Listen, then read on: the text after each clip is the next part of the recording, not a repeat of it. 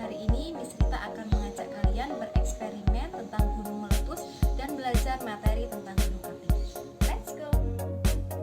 Bahan yang digunakan ada tanah liat yang sudah dibentuk gunung, soda kue, deterjen, pewarna makanan, dan cuka. Masukkan pewarna makanan, soda kue, dan deterjen. Selanjutnya kita tambahkan cuka.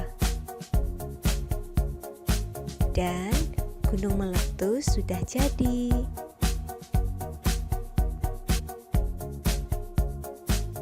Pada eksperimen ini, campuran kimia dari soda kue, deterjen, dan cuka akan menghasilkan karbon dioksida yang berusaha keluar dari dalam gunung buatan ini.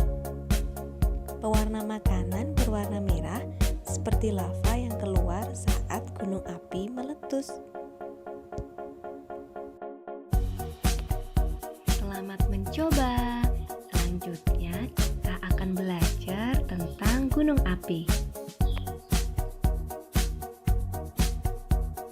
Mengapa gunung bisa meletus?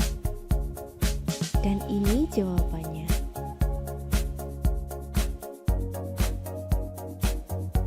Magma adalah cairan pijar di dalam perut bumi, sedangkan lava adalah magma yang keluar saat gunung meletus. Apakah tanda-tanda gunung akan meletus? Dan ini ciri-cirinya.